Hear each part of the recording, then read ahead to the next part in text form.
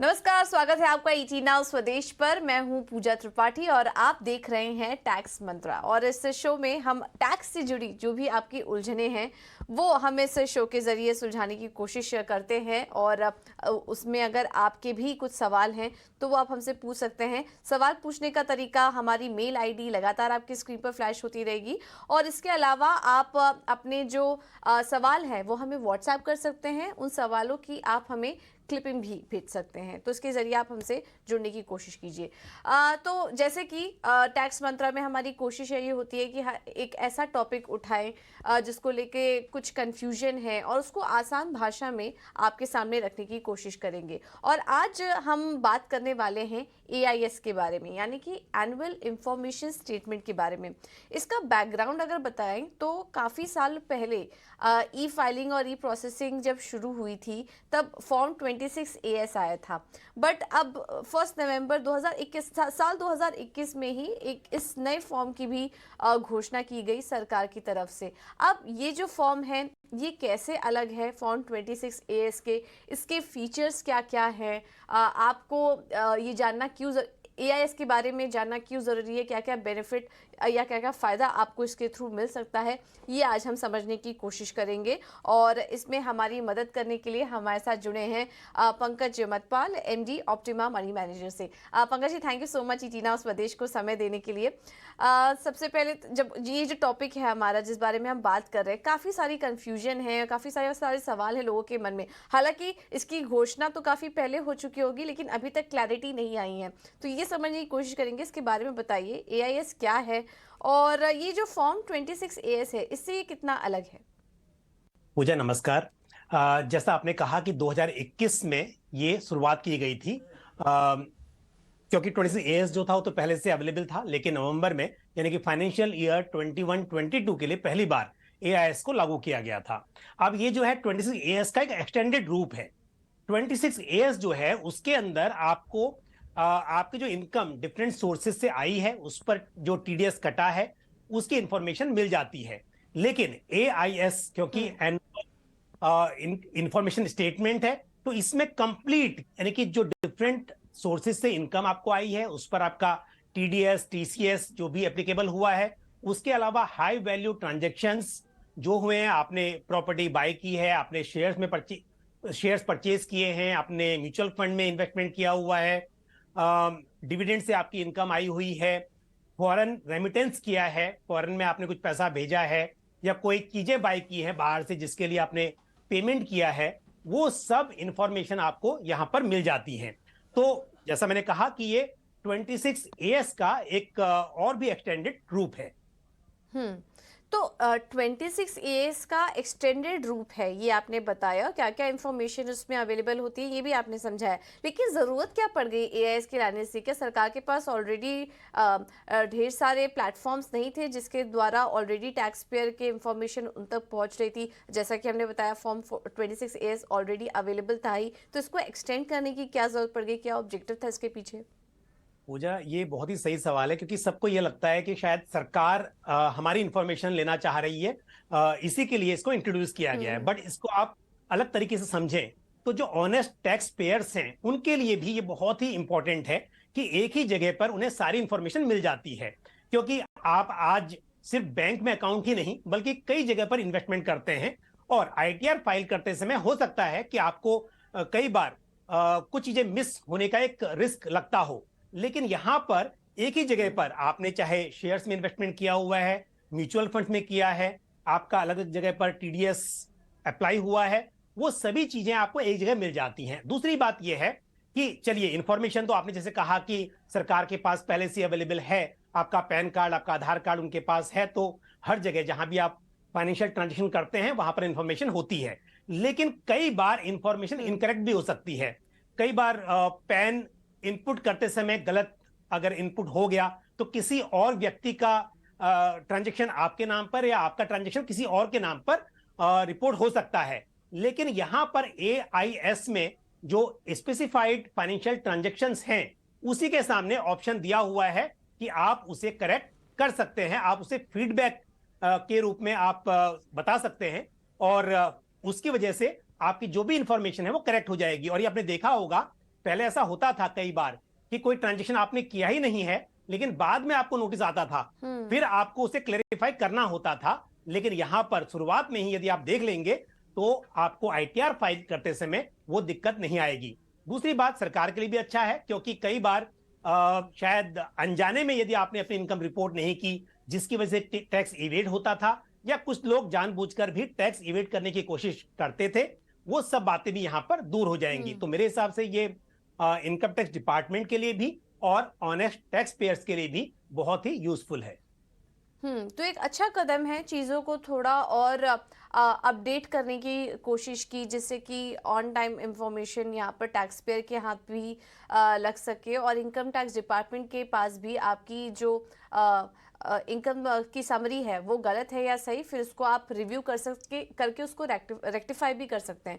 तो honest tax payer के लिए ये एक अच्छा कदम उठाया गया है सरकार की तरफ से। अब इसके कंपोनेंट्स को भी हम समझना चाहेंगे Pankaj ji. Annual information statement AIS, इसमें क्या क्या चीज़ें मौजूद होती हैं, किस तरह के कंपोनेंट्स इसमें ऐड होते हैं जो कि हम रिव्यू कर सकते हैं? बिल्कुल, देखिए, तो पार्ट ए होता है इसका, जिसमें कि जनरल इंफॉर्मेशन, आपका नाम, आपका पैन नंबर, आपका आधार, ईमेल आईडी, ये सब इंफॉर्मेशन है। लेकिन जो पार्ट बी है उसमें कई पार्ट, B1, 2, 3 करके कई सेक्शन हैं। तो उनमें अगर आप देखेंगे 7 पार्ट्स हैं उसके फर्दर बी पार्ट में। तो उसमें आप देखेंगे तो आपके पहली बात तो यही होती है कि जो आपका TDS अप्लाई हुआ है, टैक्स है, वो आपको देखने को मिलता है कि कहाँ कहाँ से इनकम आई है और उसके ऊपर कौन कौन सी जगह पर टैक्स एप्लीकेबल हुआ है, चाहे TDS के रूप में हो या TCS के रूप में हो। दूसरी बात है ट्रांजेक्शन्स की, जो भी फाइनेंशियल ट्रांजेक्शन्स हुए हैं, आपने चाहे वो म्यूचुअल फंड्स की यूनिट बाय की हैं या फिर आपने शेयर परचेज किए हैं, वो सब आपको वहां पर देखने को मिल जाते हैं। आपके जो जो TDS के अलावा आपने टैक्स भी पे किया हुआ है, वो आपको देखने को मिलता है अलग से। फिर आपका रिफंड अगर है, उसकी इंफॉर्मेशन आपको मिल जाती है। आपको बैंक इंटरेस्ट के रूप में जो भी इनकम आई है, वो आपको वहां पर देखने को मिलता है। तो इस तरह से डिफरेंट सोर्सेज से इनकम जो है, वो आपके जो टैक्स आपने पे किया है, वो आपको वहां पर मिल जाता है देखने के लिए।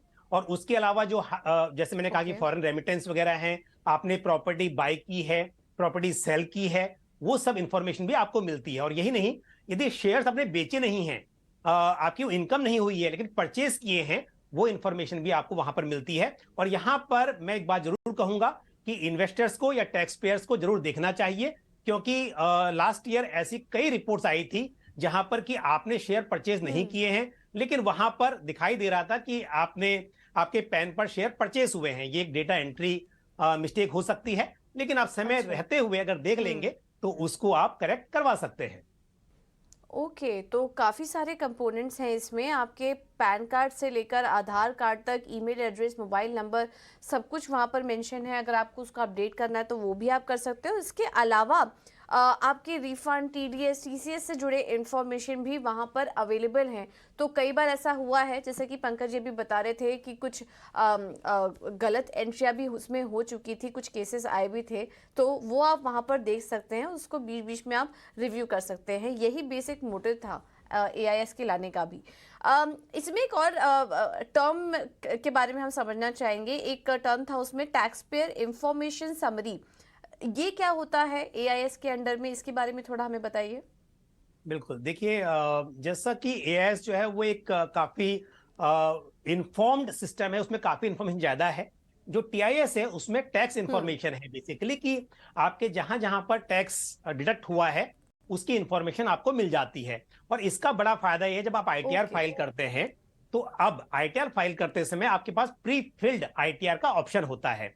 तो प्री फिल्ड ITR में यदि आप इसको यूज करेंगे TIS को, तो आपकी सारी इंफॉर्मेशन जो भी है वो आपको अलग से कलेक्ट नहीं करनी होगी। हालांकि AIS का भी बड़ा फायदा है, जैसे हम बात कर रहे थे पहले भी, कि जब आपको कैपिटल गेन रिपोर्ट करने के लिए सब दिखना होता था, कि कॉन्ट्रैक्ट नोट देखने होते थे, कब शेयर बाय किए, कब सेल किए, लेकिन AIS से वो सब झंझट खत्म हो गया, सीधा आप रिपोर्ट को अपलोड कर सकते हैं। तो जैसा हम बात कर रहे हैं कि TIS की, तो TIS में पूरी समरी है टैक्स की, कि जहां जहां से आपको पेमेंट आया है, उसके ऊपर TDS एप्लीकेबल हुआ है, वो आपको एक साथ मिल जाता है, और आप सिंपल उस रिपोर्ट को अपलोड करके अपना आईटीआर फाइल कर सकते हैं। तो ये आपके आईटीआर फाइल करने में काफी सुविधा आपको प्रदान कर सकता है। और उसके अलावा जैसा मैंने कहा कि जहां भी आप देखते हैं कहीं पर मिस्टेक दिखाई देती है तो वो आपको मालूम चल जाता है।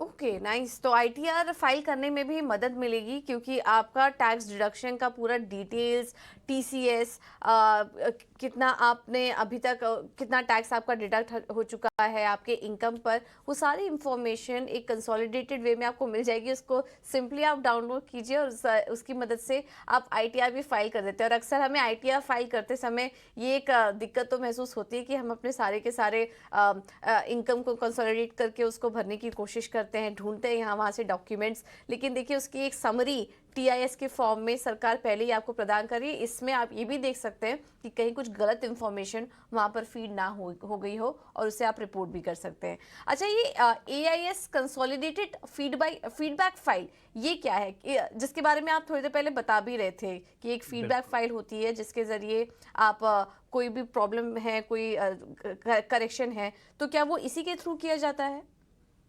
नहीं, ये आपको बताता है कि वो करेक्ट हो गया है नहीं हो गया है। आपको करना कैसे है पहले वो इंपॉर्टेंट है कि जो आपके पास एआईएस है उसके अंदर स्पेसिफाइड फाइनेंशियल ट्रांजैक्शन जो पार्ट बी में एक पार्ट है, वहां पर आप देखते हैं कि आपको कहां से पेमेंट आया है।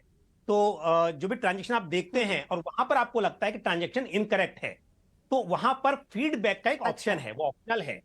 उस फीडबैक में आपके पास में फिर मल्टीपल चॉइसेस हैं कि वो इंफॉर्मेशन इनकरेक्ट है या पार्शियली करेक्ट है या फिर वो आपकी है ही नहीं, किसी और व्यक्ति की इंफॉर्मेशन है।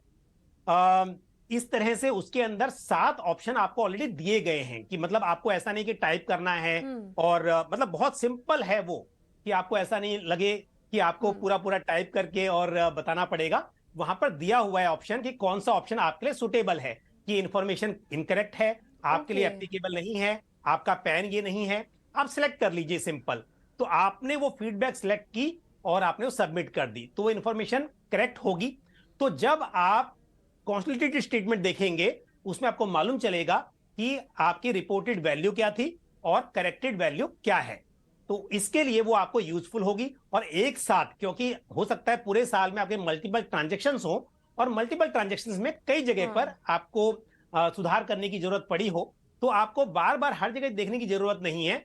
एक ही स्टेटमेंट में आपको मालूम चल जाएगा कि आपने क्या रिपोर्टेड वैल्यू थी, आपने क्या उसमें सुधार के लिए रिक्वेस्ट की थी और कहां कहां पर सुधार हो चुका है, वो सब आपको एक ही रिपोर्ट में देखने को मिलेगा।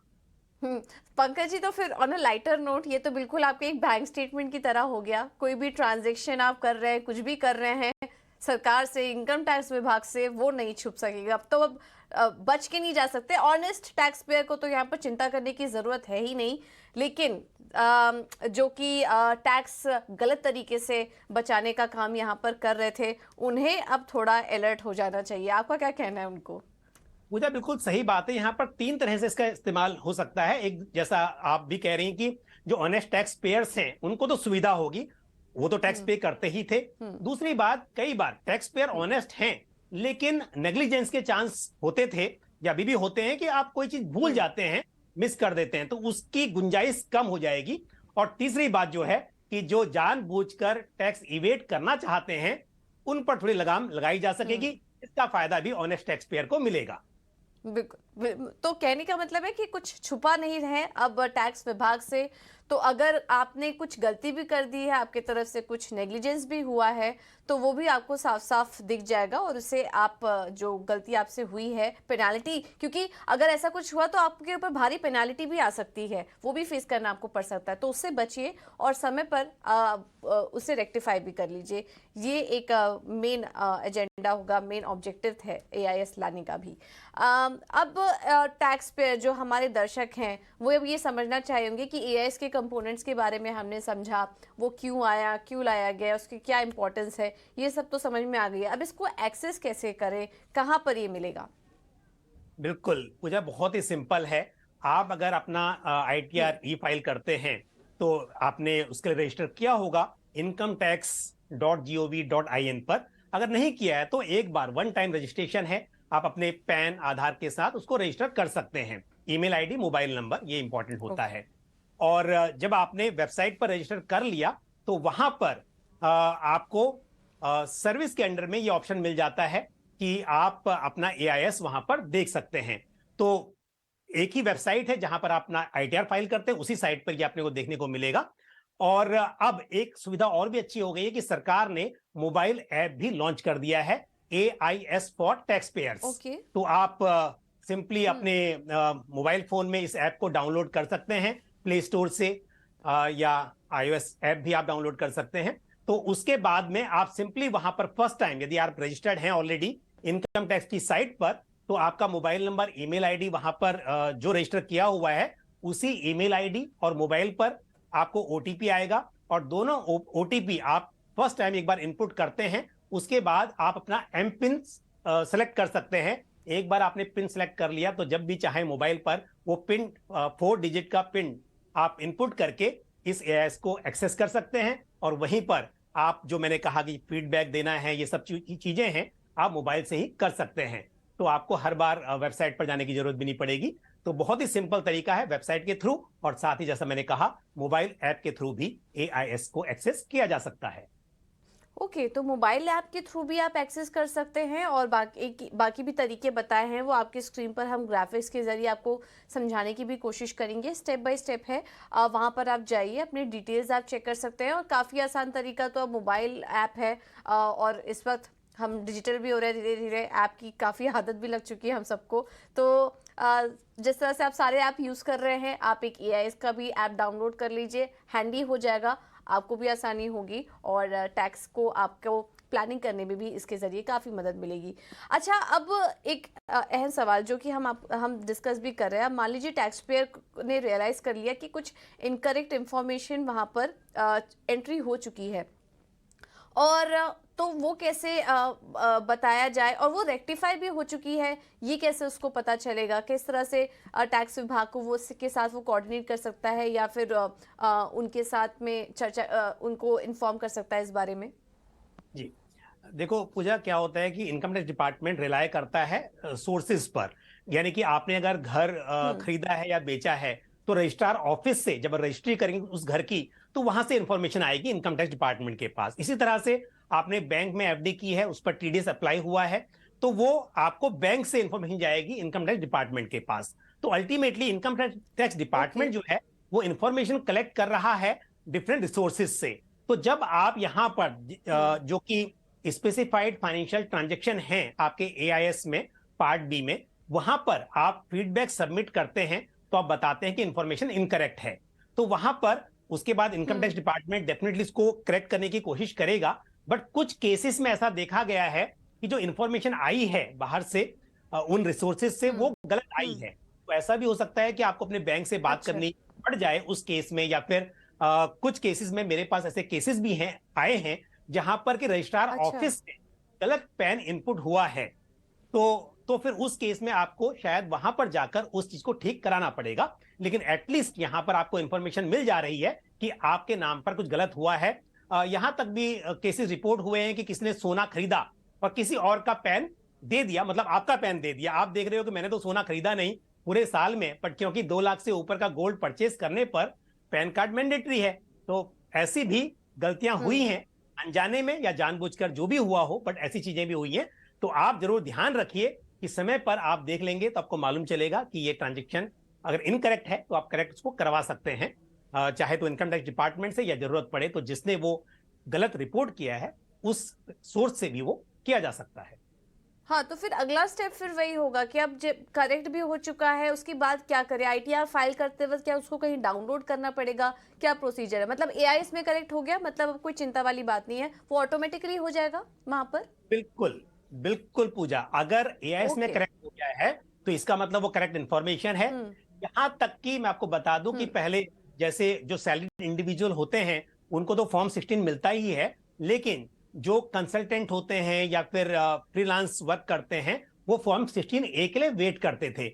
लेकिन अब उसकी भी जरूरत नहीं पड़ती है, क्योंकि आपका अगर डिफरेंट सोर्सेज से टैक्स डिडक्ट हुआ है, आपने 10 जगह पर कुछ सर्विस प्रोवाइड की थी और वहां पर आपको इनकम हुई और टीडीएस आपका वहां कटा था, तो आपको जगह जगह से फॉर्म 16A लेने की जरूरत भी नहीं है। वो सारी इंफॉर्मेशन आपको यहाँ पर मिल जाती है और उसी से आपको अपना आईटीआर फाइल करने में मदद मिलती है। तो किसी ने आपका टीडीएस काटा और जमा नहीं किया, ये भी एक शिकायत होती थी, तो वो सब भी आपको यहाँ मालूम चल जाता है और आप फिर वहां पर बता सकते हैं। तो मतलब एआईएस जो है वो फाइनल है, यहाँ पर जो भी इंफॉर्मेशन आ गई है वो करेक्ट है। अगर किसी ने टैक्स जमा ही नहीं किया था और यहाँ पर दिखाई नहीं दे रहा है, तो आप डायरेक्ट उस पेयर को कह सकते हैं कि मेरे पेमेंट पर टीडीएस तो कटा था लेकिन आपने जमा नहीं किया है, और वहां से आप उनको फोर्स कर सकते हैं कि वो उसको पे करें गवर्नमेंट को।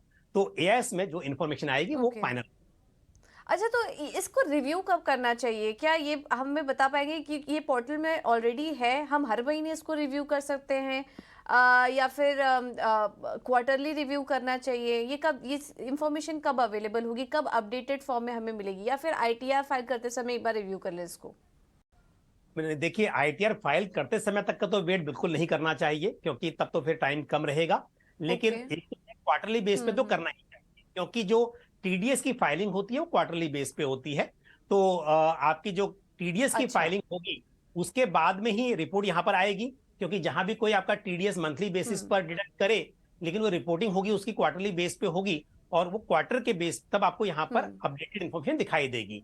तो हर क्वार्टर के एंड में उसके बाद तो आप देख ही लें, लेकिन उसके अलावा जो फाइनेंशियल ट्रांजैक्शंस हुए हैं वो भी समय समय पर आप देख पाए, इसके लिए जैसा मैंने कहा कि मोबाइल पर ही अवेलेबल है, जहां भी आप बैठे हो, कभी टाइम हो तो आप एक बार लॉगिन करके, और मैंने कहा कि एमपिन के थ्रू आप देख सकते हैं, तो 4 डिजिट ही आपको इनपुट करनी है और आपको दिख जाएगा। तो मेरे हिसाब से सभी लोगों को ये अपना मोबाइल ऐप डाउनलोड करना चाहिए और जब भी टाइम मिले तो टाइम टाइम पर देखते रहना चाहिए, लेकिन क्वार्टर में एक बार तो जरूर देख लें। और जैसे कि मार्च एंड हुआ है, तो आप अभी मई में, अप्रैल का महीना क्योंकि आप ये कंप्लीट होने के लिए वेट कर सकते हैं, लेकिन मई में आप जरूर चेक कर लें। और उसके बाद ऐसा ना हो कि जुलाई में जब आईटीआर फाइल कर रहे हो तब मालूम चले कि यहाँ पर तो बहुत सारी मिस्टेक्स हैं और फिर आपको आईटीआर फाइल करने में डिले हो जाए। उसके बजाय आप मई में इसको जरूर एक बार रिव्यू करें। बिल्कुल। तो इसको बीच-बीच में रिव्यू करते रहिए, और ऐप तो बहुत ही अच्छा तरीका है। आप इसको अपने मोबाइल में डाउनलोड करके, और आप हर कुछ दिन में आप इसको देख सकते हैं ट्रांजैक्शन को, कि क्या कुछ एंट्री हो रही है, क्या कहाँ पर रेक्टिफिकेशन की ज़रूरत पड़ रही है। पंकज जी, समय की थोड़ी कमी है, तो एक और सवाल आखिरी, जो कि जिसको लेकर के एक डाउट आ रहा है। फॉर्म 26AS की जो हम बात कर रहे थे वो भी अपनी जगह है, और अब AIS भी आ चुका है। क्या ऐसा कभी हुआ है कि फॉर्म 26AS में जो इंफॉर्मेशन है और AIS में जो इंफॉर्मेशन आ रही है वो कभी अलग हो जाए, या फिर दोनों ऑलमोस्ट सेम ही रहती है? मतलब अगर ज़्यादातर लोग तो फॉर्म 26AS ही चेक कर लेते हैं, तो ऐसा कुछ कभी हो सकता है? ऐसे कुछ इंसिडेंट्स हो सकते हैं कि 26AS तो सही है लेकिन AIS में कुछ गड़बड़ी आ गई? बिल्कुल, देखिए 26AS में लिमिटेड इन्फॉर्मेशन है, उसमें सिर्फ आपके जो पेमेंट हुए हैं उस पर टीडीएस जो डिडक्ट हुआ है उसकी इन्फॉर्मेशन है, तो वो इन्फॉर्मेशन वहां पर और एआईएस में सेम होगी, उसमें तो अंतर नहीं हो सकता। लेकिन क्योंकि 26AS में इन्फॉर्मेशन है ही नहीं आपके फाइनेंशियल ट्रांजेक्शंस की, तो फिर वो कहां देखेंगे? तो आपको एआईएस देखना ही होगा, क्योंकि अगर आपके नाम पर, मैंने जैसे कहा कि गोल्ड परचेज हो गया है या फिर प्रॉपर्टी परचेज हो गई है आपके पैन पर, वो मतलब परचेज नहीं हुई है, इनकरेक्ट पैन इनपुट हो गया है, तो आपको एआईएस देखना ही चाहिए, नहीं तो फिर आपको नोटिस आएगा बाद में, और फिर उसके लिए फिर नोटिस का जवाब देना और फिर उसको ठीक कराना, वो थोड़ा सा टीडीएस प्रोसेस होता है, पैसा भी खर्च हो सकता है, टाइम भी जाएगा।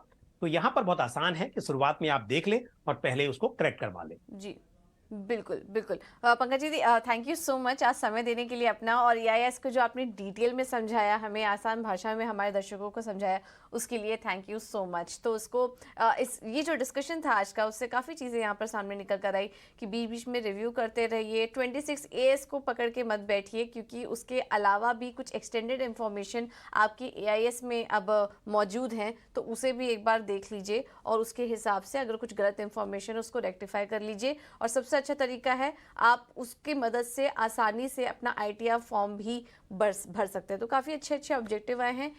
मेन मोटो यही है कि बीच-बीच में रिव्यू ज़रूर करते रहिए। इसी नोट के साथ Pankaj ji, thank you so much again हमें समय देने के लिए, और हम उम्मीद करते हैं कि आपसे आगे और भी चर्चाएं होंगी। तब तक के लिए मुझे दीजिए इजाज़त। नमस्कार।